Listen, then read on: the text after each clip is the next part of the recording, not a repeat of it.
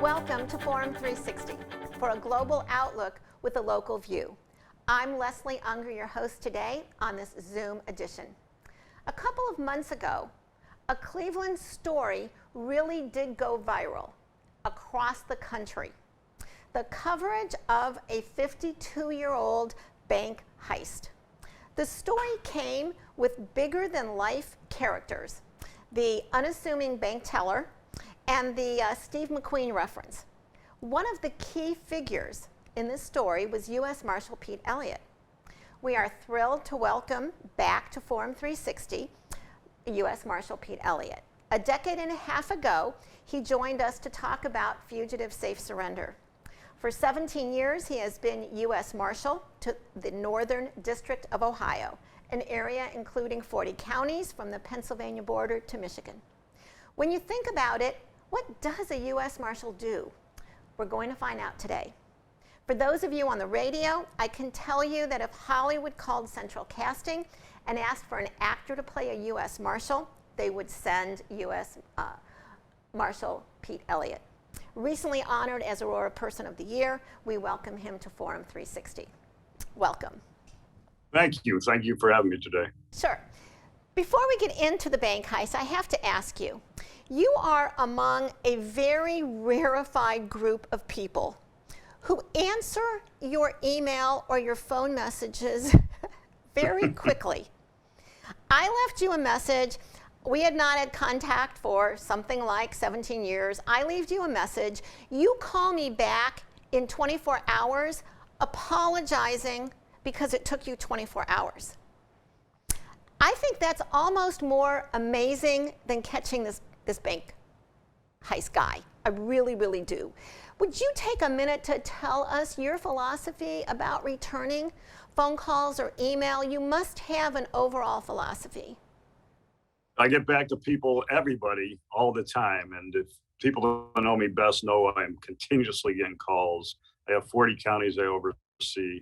I do a lot nationwide, so I'm getting calls and emails every day, countless times a day. I'm sure while we're on this Zoom, I'm probably going to get a couple calls, is my guess. But I return everybody's calls. That's one thing I do. I know how important it is for me to call somebody and get their call back. And I never want to be the person that doesn't call somebody back.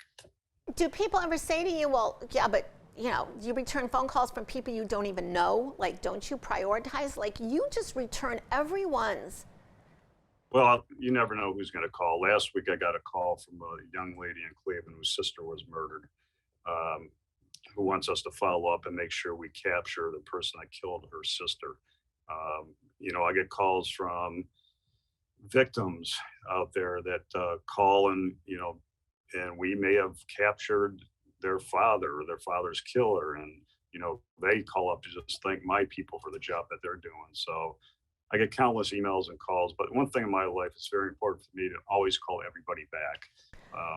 Sometimes that may take 24 hours, but I try to do my best to get back to everybody as soon as possible. Well, I leave that message for everybody out there. Any speeches I give them my number. They're all welcome to call me. I think that's amazing, and you are in a very, very elite group of people that do that. I want to thank you for that, and I wanted people to know that even a U.S. Marshal can return phone calls quickly. When we think of U.S. Marshals, we think of Tommy Lee Jones and Wesley Snipes. What do the movies get wrong about the job? Well, it's not like the movies. Look, we have a lot of responsibilities. I think my men and women have the most dangerous job in the country, chasing down fugitives. Desperate people commit desperate acts with tragic consequences. And one of our primary duties is apprehending fugitives, whether it's rape, robbery, murder, sexual predators. We're out there arresting them every single day. My men and women are. So that's one thing we do.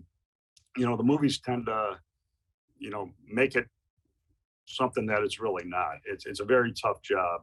And when you're raiding houses and you're chasing after people, it's very dangerous. I had one of my guys shot last year.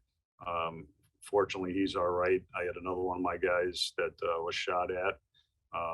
These are real things that happen in real cases. So, the other thing we handle is missing kids. We've recovered over 100 missing kids last year throughout northern Ohio. It's very important to me.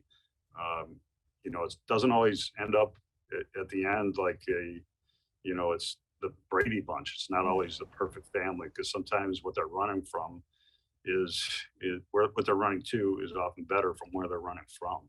And they're 13 years old. So, and 14. So, one of the big things we go after is sexual predators. Those cases aren't easy, but we need to take those people off the streets permanently. And that's one of the things we are doing in northern Ohio. So let me ask you, when you say that's one of the things you're doing, from our civilian viewpoint, where does the U.S. Marshal and your people fit in between, we've got the FBI and the CIA, and we've got police and highway patrol, and we have the Bureau of Alcohol, Tobacco, and Firearms, and Homeland Security, and then we've got the Secret Service. Where do you fit in?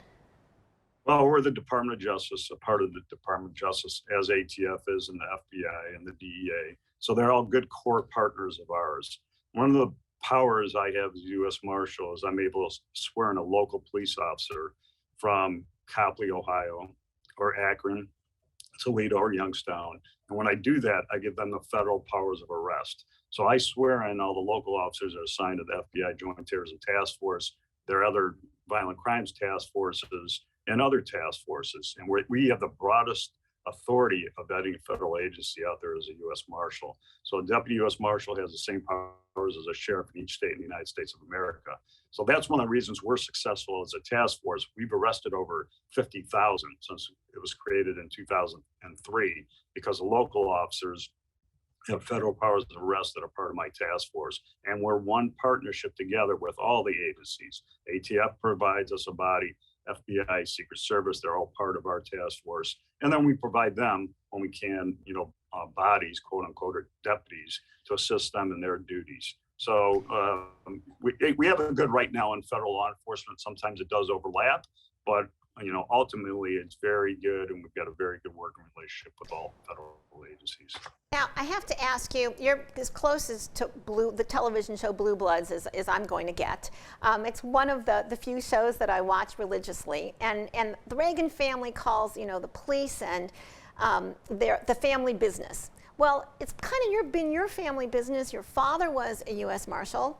You're a U.S. Marshal. I have to ask you, is the family business continuing in the next generation of Elliots? I hope not. I hope for my own kids, they get in the business world, or maybe they can do what you're doing, Leslie. They could be successful that way. But I don't know that. You never know what's going to happen in life. But at this point, it's something my father really did start. And, I followed in his footsteps in the U.S. Marshal Service. And, I have a brother that's in law enforcement and a sister also. So, it's something that, it's a family thing. And it was really a family thing that started before my father. It started with my great-grandfather, who was the police chief of Alliance, Ohio, back in the 1900s. So that's where it kind of all started for the Elliott family. Wow.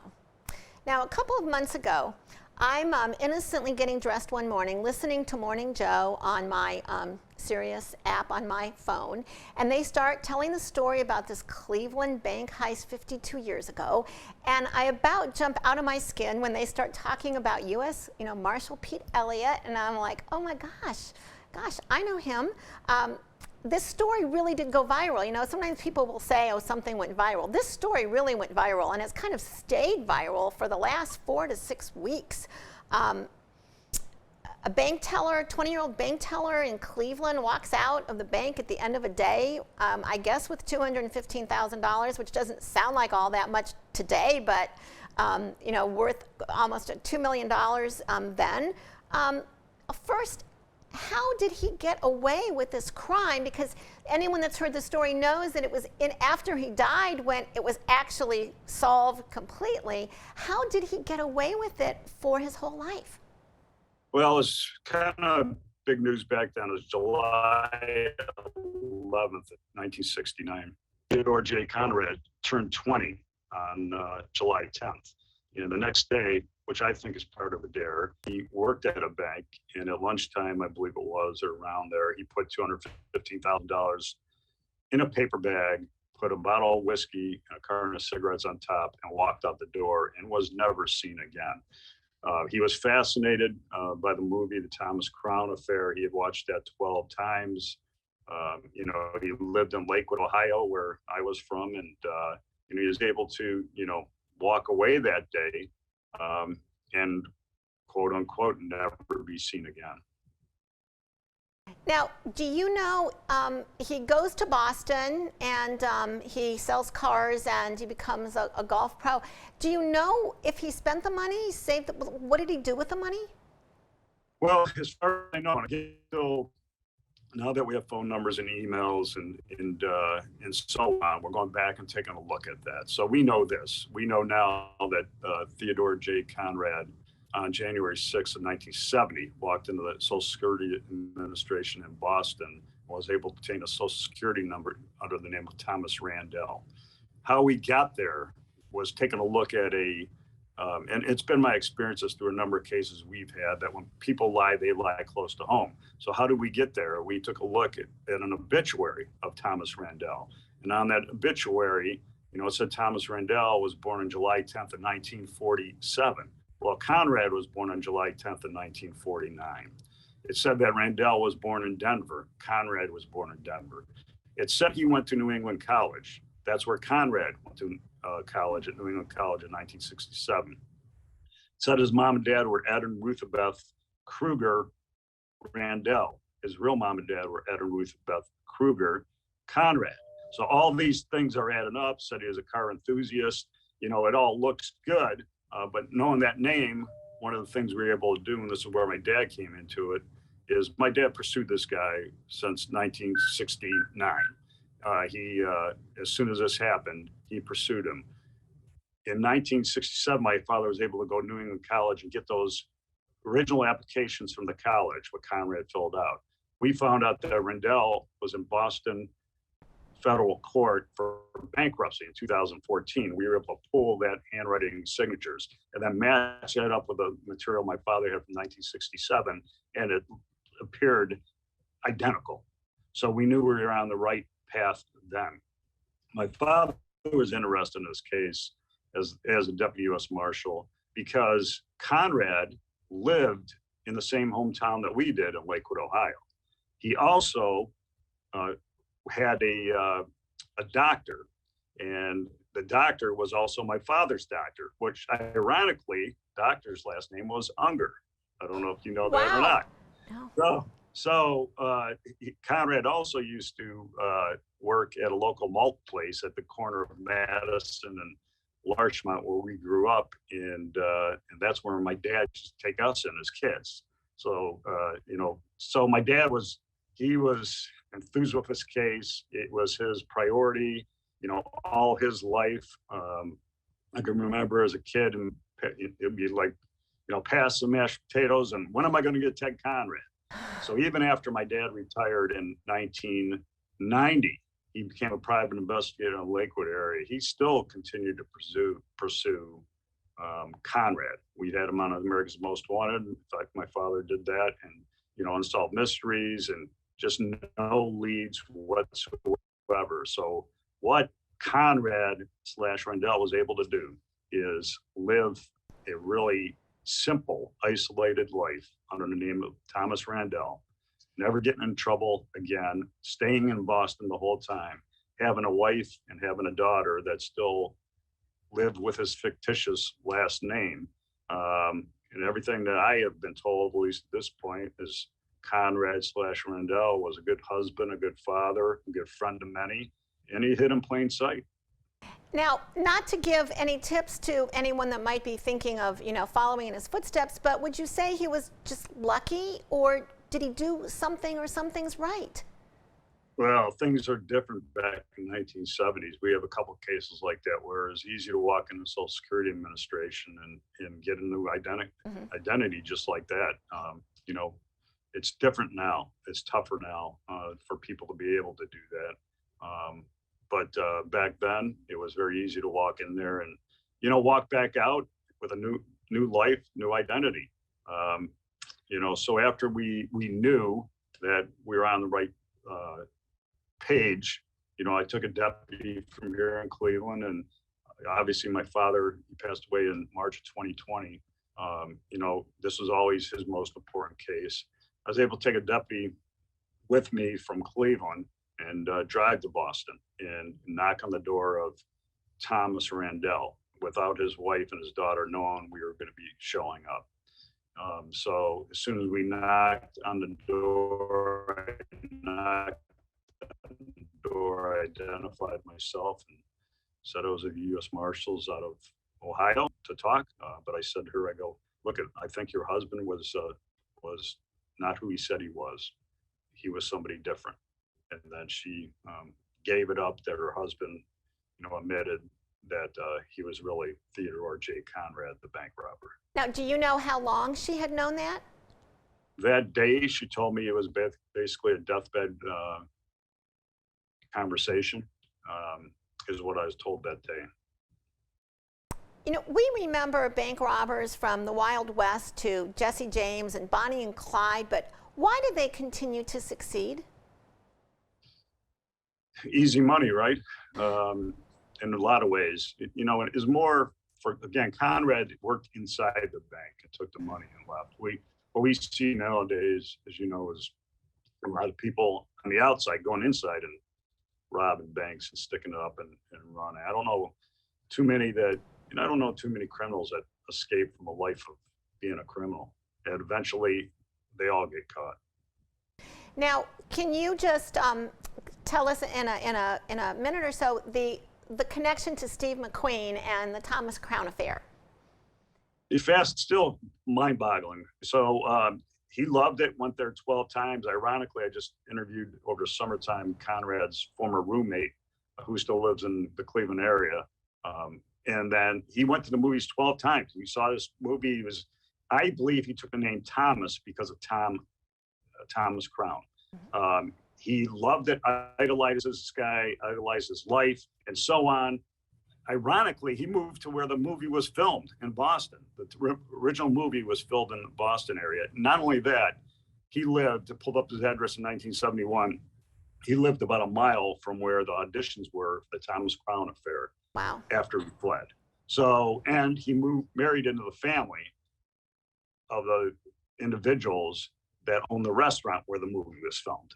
Wow. So crazy stuff. I mean, it was all about that, I believe, to him. And again, that's why I think he took the name of Thomas. Listening to my two favorite historians, Doris Kearns Goodwin and John Meacham, I learned these two statistics. In 1965, 75% of Americans trusted their government. And today, 75% of Americans don't trust their government. Now, you're a part of the Justice Department, so you're a part of the government. Do you feel that? Do you feel that shift? Do you feel that people don't trust? And can one person change that? Well, look, I can't speak for everyone, I know this. I believe a lot of people trust us. I don't know where the percentages exactly come from, but when you need something, we're there. And that goes for all the different federal agencies. So you can ask them that question, do they trust the government based on their dealings with us? And I believe they do. The ones that need us, deal with us, whether they've had a relative that's been killed or it's, we need to bring justice to something. Do you feel on a daily basis, do you feel the same respect for, whether it's CIA, FBI, the U.S. Marshal? Do you feel that you're still respected? I mean, I grew up that, you respected these agencies. Do you feel that? Well, it's just law enforcement in general, right? Yes. I think law enforcement in general isn't respected by some the way it should be. Mm-hmm. Now, there's a whole good group of people that I'm going to focus on that support law enforcement. We had Law Enforcement Appreciation Day, recently, and I saw a post from people. I can remember, just driving around within the last year and seeing all the police signs out about support your police, and whether it's in Toledo or Akron or as down Southern Ohio, there's a lot of people still that, support the police. I have a neighbor I don't really even know that was flying the police flag and had a sign in their front yard. And I went up to the local grocery store and I said to him, I go, don't think that goes unnoticed. Thank you for doing that. Now, when I asked you to do the show, I asked you to come and talk about the bank heist, but I do have a question, and I truly leave it up to you whether it's something you can comment on or not. We recently had, the anniversary of the January 6th, whatever you want to call that. From your perspective, when you look at the Capitol Hill police and the police that were involved, can you share with at all, how do you see that day? Well, one of my guys is assigned to the Joint Terrorism Task Force, so we're actively working those cases and making the arrests on the individuals that did it. And I'll leave it at that. So I believe there's still some more to go. We've got some done, from Northern Ohio here, and I think there's going to be more to go. Now, in doing some research, one of the jobs that U.S. Marshals had in the past is like protecting abortion clinics. So how much do you all have to set aside any personal feelings you have when you do your job? Well, you have to do that all the time. Whether I just had this conversation the other day, but that's our job. That's what we're paid to do. Our job. We're paid to put our feelings aside on different cases. It's tough for my guys, especially when you find a missing kid that may have been tied up and taken by a sexual predator. That's tough. You got to put your feelings aside, what you'd really like to do to somebody like that. And with those type of cases, look, we get called into any national disasters, and we handle extraditions. My people have been to Rome and Israel and everywhere else you can imagine on some different tough cases. But you got to put everything aside and do your job. You've got to put your feelings aside. It's probably not bad advice for all of us, in this world. In the few remaining minutes we have, I'm going to ask you for 1 or 2 word answers. Okay. Are you a U.S. Marshal 24/7?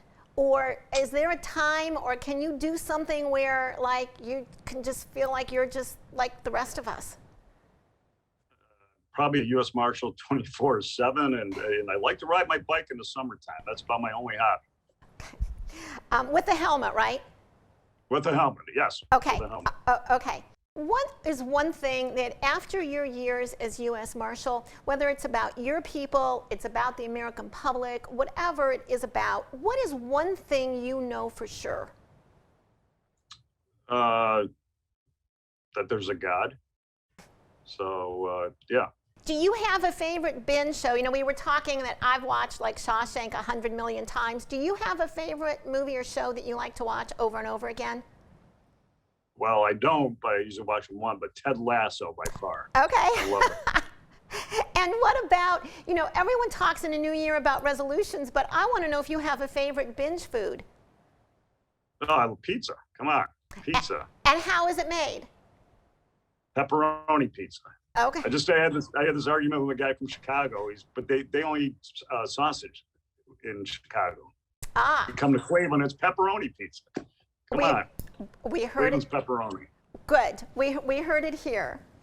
Jack the Ripper, Ted Bundy, our own Jeffrey Dahmer, who went to my high school, were some of the most famous fugitives in history. Men like Wyatt Earp, Bat Masterson, and Wild Bill Hickok were among the first U.S. Marshals tasked with their apprehension. Movies have given us the U.S. Marshal and Tommy Lee Jones and Wesley Snipes. Today, though, we had a real, authentic U.S. Marshal Pete Elliott. Marshals have protected American athletes at Olympic Games, the refugee Elian Gonzalez before his return to Cuba, and abortion clinics as required by federal law. We heard firsthand today about the most famous bank heist in history, what it's like when your family business has been federal protection, and some inside thoughts about the relationship between American citizens and their institutions designed to protect. We thank our guest today, U.S. Marshal Pete Elliott. I'm Leslie Ungar. Thank you for joining us today on Forum 360, our Zoom edition for a global outlook with a local view. Forum 360 is brought to you by John S. and James L. Knight Foundation, the Akron Community Foundation, Hudson Community Television, the Rubber City Radio Group, Shaw Jewish Community Center of Akron, Blue Green, Electric Impulse Communications, and Forum 360 supporters.